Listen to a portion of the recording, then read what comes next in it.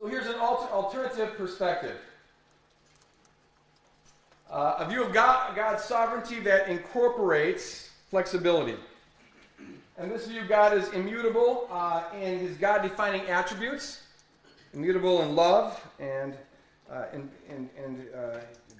attributes like omnipotence and omniscience and things of that sort, but flexible in his experience and plans and interactions, because he's interacting with a world that is forever changing. And precisely because God is invariant in his perfect character, he's perfectly variant in his experience and interactions and responses, because that's what it is to be a perfect personal being. Plato, you could understand why he would say that perfection never changes, because he's talking about abstract forms. But if you're talking about a personal being, what it means to be perfect is something very different. And I think one of the fundamental mistakes that the early church made was they took a definition of perfection that applied to abstract forms and would apply to mathematical formulas and things of that sort, and they applied it to a personal being. In this alternative perspective, then, the future is not eternally settled, but is at least partly open to possibilities. So here's the open view of the future in a nutshell. And I like to call it the open view of the future as opposed to the open view of God, because while it presupposes that God is open to creation, that's not its main distinctive, because in fact, most theologies would want to say that. I think this view does it more consistently than others, but that's not its main distinctive. Its main distinctive, I will argue, is its view of reality, and more specifically, its view of the future. In this view, God knows all things. God knows all things. I want to emphasize that point because you read any book that critiques this view, and they will say that the open view doesn't think that God knows all things. I haven't met an open theist who denies that God knows all things. God is omniscient. Reality and God's knowledge are coextensive. Now, there are some that would qualify that a little bit and say God knows all that can be known, because there are truths out there that are by definition unknowable, and we could argue about that, and I think that view is wrong, but but they don't deny omniscience, that whatever is real, God knows if it's knowable. God knows all things. But the all things, and here's the distinctive view, the all things that God knows includes future possibilities. So the view is some of reality, like the past, the present, and some of the future, is definite. It's definitely this way, and definitely not that way. It's definite. And therefore, it's perfectly known by God as such, because God knows all things. He knows them exactly as they are. So whatever is definite, God knows as definite. But some of reality in this view, namely some of the future, is indefinite. It's possibly this way and possibly that way. And precisely because God is omniscient and knows all of reality exactly as it is and not otherwise, God knows it as possibly this way and possibly that way. So in the open view, what's distinctive is that we hold that possibilities are ontologically real. They're not just due to the fact that human beings have limited knowledge, rather they're built into reality. Possibilities are ontologically real, and God knows all of reality perfectly, and therefore knows the definite as definite and the possible as possible. In this view, God settles whatever he chooses ahead of time, and he opens up possibilities ahead of time to whatever extent he chooses. It's a gross simplification, but the best analogy I have of the open view of the future is, and I don't even know if they still make these, but when I was a kid they did. It's the Choose Your Own Adventure books. Are those still around? Yes. Oh, okay, I can still keep on using this analogy, and it'll have meaning to people who are younger than 50. But Choose Your Own Adventure book, the novelist writes stories. It's a story, but the reader gets to choose between possible storylines. If you think Sally should buy the dog, go to page number this. If you think Sally should not buy the dog, go to that page. And then so now you're on the story where Sally buys the dog. Well, if you think the dog should go across the street and get hit by a car, then go to this page. If you think it shouldn't go across the street, then go to this page. And the book branches out into several possibilities and then ends up with several different endings. That is something like, infinitely simplified of course, but something like the open view of providence, the open view of reality. God sets the parameters of reality.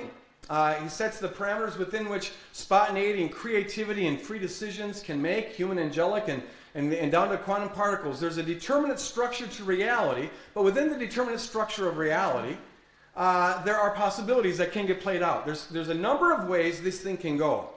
Now, there are limits to that, so it's not a wide open free-for-all, but there is genuine openness within the parameters that God sets. He delimits reality to whatever extent he wants, but he leaves it open to whatever extent that he wants.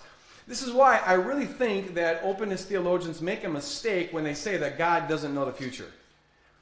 Because if you were to ask the novelist of a great Choose Your Own Adventure book, do you know the future of your book?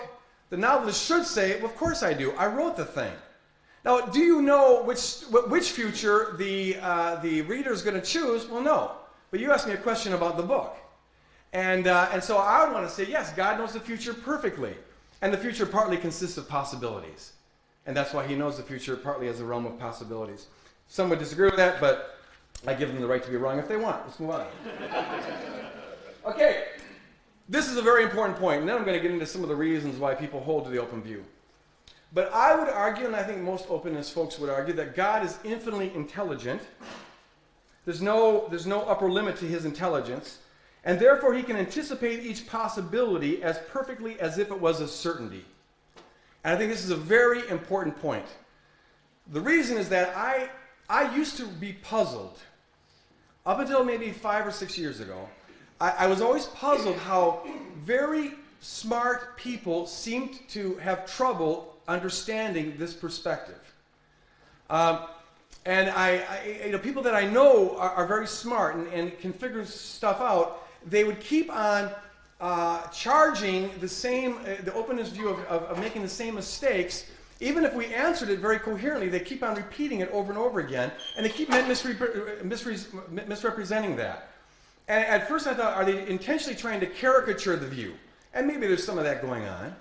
But the Bible says to believe all things and hope all things, so I try to give the best interpretation to everything. So I want to believe that they're sincerely representing it as they understand it, and yet they're representing it so poorly, and yet I know they're smart. How is that possible? And a coin fell in the slot for me some time ago where I realized that for a lot of people, the open view, the idea that the future is not exhaustively settled, either in God's will or in God's mind, it creates fear in them. They're afraid. It feels to them like God is out of control. The world's out of control.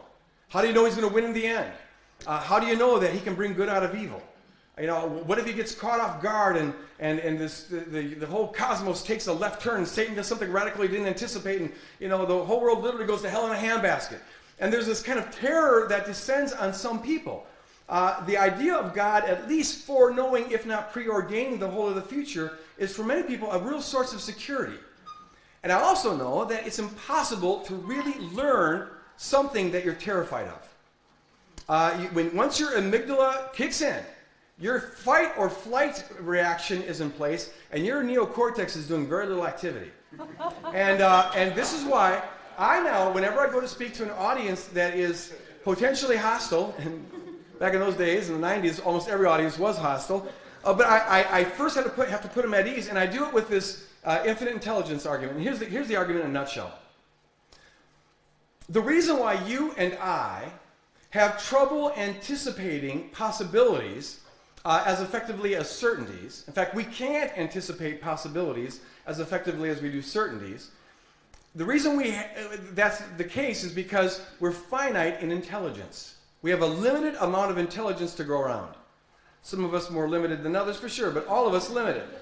And so if I have 3 possibilities I have to consider, I have to fraction up my attention and intelligence in thirds to cover those 3 possibilities. If I have 30, I have to spread it even thinner.